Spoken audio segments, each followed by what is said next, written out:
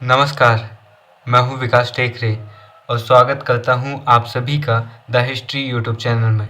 आज के इस वीडियो में हम बात करेंगे एमए थर्ड सेमेस्टर इतिहास के इस ओल्ड क्वेश्चन पेपर के बारे में, जो है इतिहास के दूसरे प्रश्न पत्र modern history of India 1857 to 1975 AD.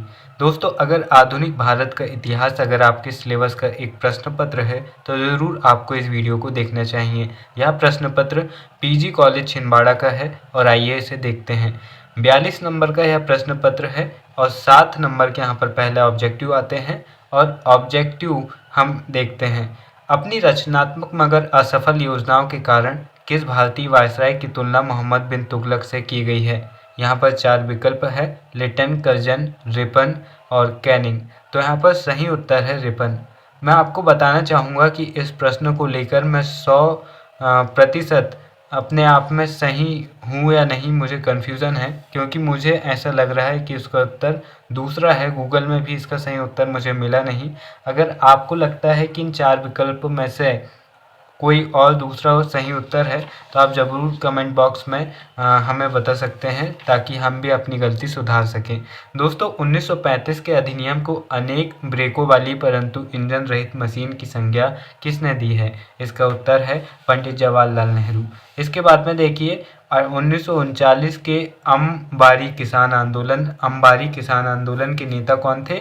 तो राहुल सांस्कृत्यन थे, और राहुल सांस्कृत्यन हिंदी साहित्य के महान साहित्यकार भी हैं, जिन्होंने इतिहास को साहित्य के रूप में बोलगा से गंगा जैसी महान कृति लिखी, मध्य एशिया का इतिहास जैसे ग्रंथ लिखे, जहाँ पर हमें 8 से 9000 वर्षों का इतिहास हमें आसानी से एक साहित्यिक भाषा में देखने को मिलता है। Tata iron and steel company की स्थापना कब हुई? 1907 में।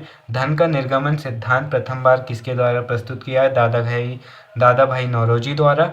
अन्य धर्मों से हिंदू धर्म में लाने के लिए शुद्धि आंदोलन किस समाज द्वारा प्रारंभ किया गया? तो आर्य समाज द्वारा। और आर्य समाज की स्थापना अप्रैल 1875 में स्वामी दयानंद सरस्वती ने की थी, और सत्यार्थ प्रकाश पुस्तक भी उन्होंने लिखी, और उनके गुरु का नाम बिरजानंद था।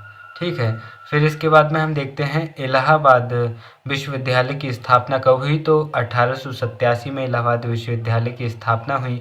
इसके बाद में 2 नंबर वाले शॉर्ट प्रश्न बनते हैं, जो इस प्रकार है। 2 नंबर के क्वेश्चंस में यहाँ पर 5 क्वेश्चन हैं 10 नंबर के लिए। तो पहला प्रश्न आता है कि 1858 के अधिनियम के तहत ब्रिटिश सरकार का भारतीय शासन पर नियंत्रण, इस विषय पर हमें संक्षिप्त टिप्पणी लिखना है, और कुल मिलाकर जो 1858 का अधिनियम है उसके बारे में हमें यहाँ पर लिखना है। इसके अथवा में आता है कि लॉर्ड रिपन के अधीन स्थानीय स्वशासन के विकास पर संक्षिप्त टिप्पणी लिखिए। तो स्थानीय स्वशासन लॉर्ड रिपन के द्वारा 1882 में लाया गया था। ये एक बहुत ही उम्दा व्यवस्था थी, लेकिन रिपन के बाद के गवर्नरों ने इसे सही से चला नहीं सके, इसलिए स्थानीय स्वशासन असफल रह गया। इसलिए मुझे लगता है कि रिपन ही वो व्यक्ति होगा जिसकी तुलना मोहम्मद बिन तुगलक से करनी चाहिए, क्योंकि इन्होंने जो बहुत सारे सुधार किए, लेकिन उन सुधारों का ज़्यादा कोई प्रभाव आगे चलकर निकला नहीं। फिर इसके बाद में देखिए सांप्रदायिक निर्वाचन पद्धति से आप क्या समझते हैं? इसके अथवा में प्रश्न आता है प्रांतों में द्वैध शासन व्यवस्था से आप क्या समझते हैं? इसके बाद में देखिए ब्रिटिश शासन के अधीन कृषि के व्यावसायीकरण के प्रभाव को स्पष्ट कीजिए। इसके अथवा में प्रश्न है ब्रिटिश शासन के अधीन भारत से धन निष्कासन के प्रभाव को स्पष्ट कीजिए। दोस्तों, इसके बाद का प्रश्न है कि कुटीर उद्योगों के पतन के कारणों पर प्रकाश डालिए। इन सभी के उत्तर आपको हमारे चैनल में एमए थर्ड सेमेस्टर प्लेलिस्ट में आसानी से मिल जाएंगे। ब्रिटिश काल में पूंजीपति वर्ग के विषय में आप क्या जानते हैं? आपको बताना है जो पूंजीपति वर्ग रहा ब्रिटिश काल का, उसके बारे में। फिर इसके बाद में स्त्री शिक्षा के लिए ब्रिटिश सरकार के प्रयासों को आपको लिखना है, और फिर इसके अथवा में प्रश्न आता है आर्य समाज के प्रमुख सिद्धांत क्या थे? लिखिए।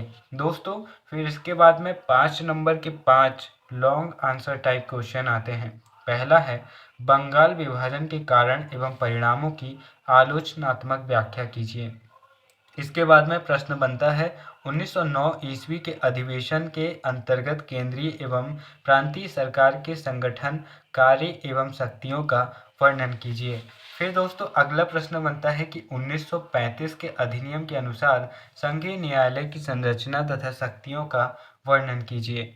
अथवा में प्रश्न बनता है उन परिस्थितियों को स्पष्ट कीजिए जिनमें उत्तरी बर्मा सन 1886 में ब्रिटिश साम्राज्य में मिलाया गया तथा इस संबंध में ब्रिटिश नीति की समीक्षा कीजिए।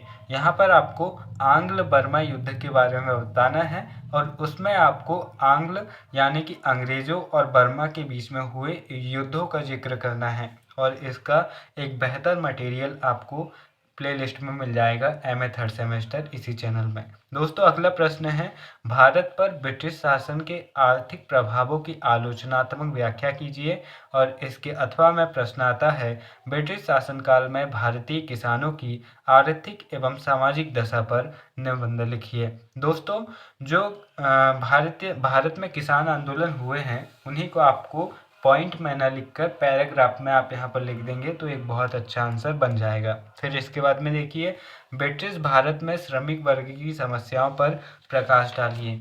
इसके अथवा में प्रश्न आता है ब्रिटिश औद्योगिक नीति को समझाइए। ब्रिटिश काल में भारत में औद्योगिक विकास का वर्णन कीजिए। अगला प्रश्न है जनजातीय विद्रोह का मूल्यांकन कीजिए और 1858 से 1919 के मध्य शिक्षा के विकास का वर्णन कीजिए। यहाँ पर ये प्रश्न पत्र समाप्त होता है और उम्मीद है कि ये आपके काम बहुत आएगा और आप इससे अपने काम की चीज़ निकाल लेंगे, साथ ही आप अपनी तैयारी को बेहतर तरीके से मजबूत कर पाएंगे। दोस्तों वीडियो के अंत में बस इतना ही कहना चाहूँगा, अर्थशास्त्र लिखने वाले और मौर्य साम्राज्य को स्थापित करवाने में एक महत्वपूर्ण भूमिका अदा करने वाले चंद्रगुप्त मौर्य जैसे योद्धा को खोजने वाले चाणक्य कहते हैं भगवान मूर्तियों में नहीं बसता बल्कि आपकी अनुभूति ही आपका ईश्वर है और आत्मा मंदिर। संसार में पत्थरों में कोनों में ढूंढने के बजाय अपने मन में झांकिए, ज़रूर आपको वो नज़र आ जाएंगे जिनकी भक्ति में आप डूबे रहना चाहते हैं। फिर मिलेंगे अपने ही किसी और वीडियो में, तब तक के लिए नमस्कार, जय हिंद।